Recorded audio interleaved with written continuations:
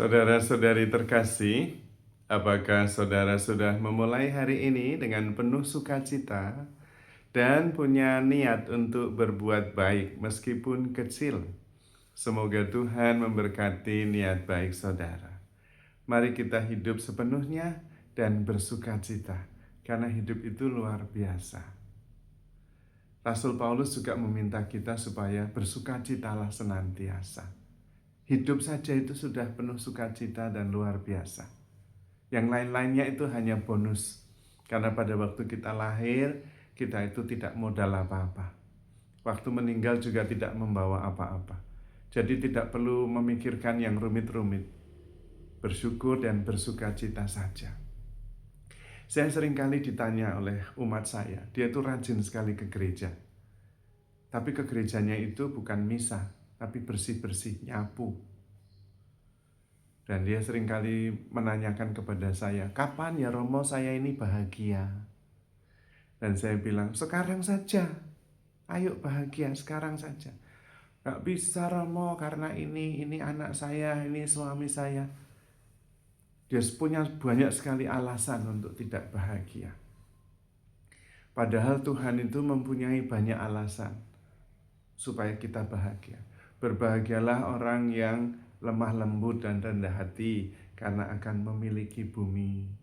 Berbahagialah orang yang miskin di hadapan Allah, karena dia akan mendapatkan anugerah. Berbahagialah. Tuhan tuh punya banyak alasan supaya kita bahagia. Tapi kita tuh tidak mau kalah sama Tuhan. Kita mempunyai alasan lebih banyak untuk tidak bahagia. Jadi sebetulnya Tuhan itu menghendaki kita bahagia. Lewat Rasul Paulus jelas, bersukacitalah senantiasa. Dan setiap kali saya pertemuan apapun itu, saya tidak pernah melihat ada orang yang punya masalah.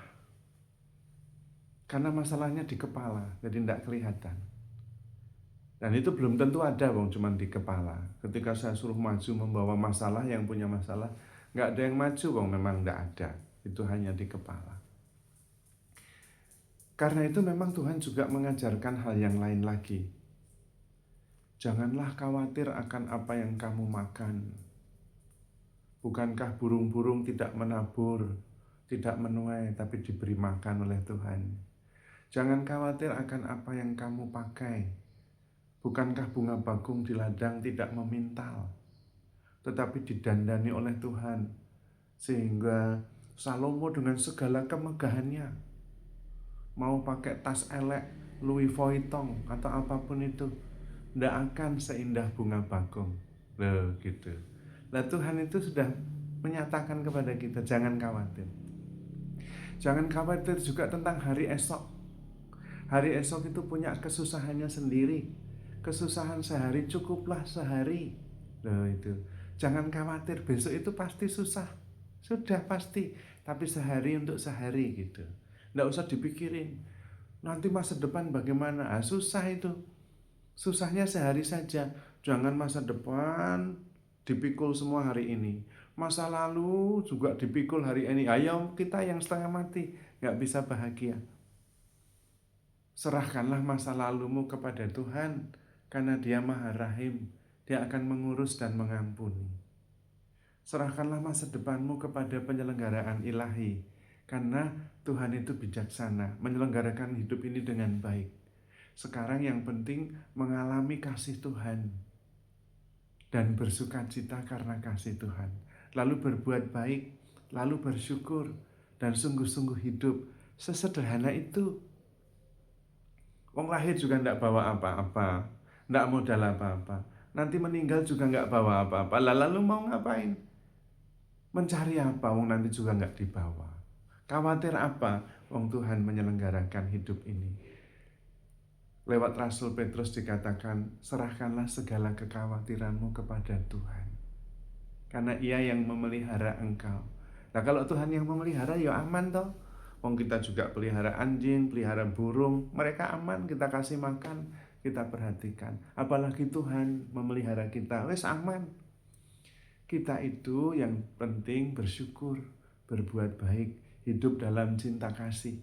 lalu mengalami Tuhan yang selalu menemani. Itu saja, sesederhana itu. Kalau ada yang rumet, itu kita sendiri yang buat kok. Tidak harus begitu, bisa. Tapi memang kita itu susah untuk sungguh-sungguh melepas, percaya kepada Tuhan.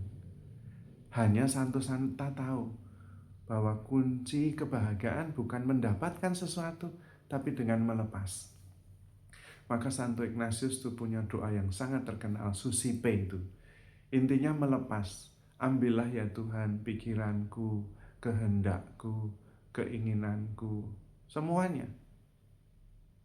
Nah, cukup minta kasih karunia Tuhan saja. Lalu bisa berbahagia bersama Tuhan terus. Nah, kalau bersama Tuhan itu memang bahagia terus. Lah Tuhan yang memelihara, kita tinggal menikmati. Maka berusahalah pelan-pelan untuk beristirahat di dalam Tuhan yang hadir selalu dan mengasihi kita. Toh kita juga tidak perlu untuk berusaha supaya kita berada di dalam Tuhan. Lawang kita itu tidak berusaha ya di dalam Tuhan terus. Bagaimana kita bisa di luar Tuhan? Mau pergi kemana, Tuhan ada di situ. Tinggal duduk tenang, sadar bahwa kita di dalam Tuhan, maka aman, bersyukur, lalu berbuat baik. Bersatu dalam setiap peristiwa, bersatu dengan peristiwanya. Karena memang hidup itu peristiwa demi peristiwa demi peristiwa. Dan setiap peristiwa itu ada rancangan dan rencana Tuhan. Dan kita dilibatkan di situ. Maka jadilah satu, hadir sepenuhnya, sadar sepenuhnya di dalam setiap peristiwa. Pada saat itulah kita menyadari juga sepenuhnya bahwa Tuhan ada. Dan kita bersatu juga dengan Tuhan yang hadir dalam setiap peristiwa. Kemudian justru hidup kita berkelimpahan. Berkelimpahan dalam segala dimensinya. Penuh sukacita, penuh syukur, penuh antusiasme, penuh keterbukaan, dan bisa menerima apa saja, mensyukuri apa saja, karena kita selalu bersama dengan Tuhan. Maka saudara-saudari terkasih, jangan rumit-rumit hidup ini, sederhana saja, dan bersukacitalah senantiasa, karena kita selalu di dalam Tuhan, dan Tuhan sudah memberikan segalanya. Bahkan anaknya sendiri diberikan. Kalau ada yang lebih berharga, pasti akan diberikan juga. Maka kita tinggal mensyukurinya, lalu berbuat baik, dan kemudian menyadari bahwa Tuhan memelihara kita dengan sangat sempurna. Maka kita hanya bisa bersyukur dan bersukacita. Jadi saudara-saudari terkasih, handle yourself with care, because you are loved. Tuhan memberkati.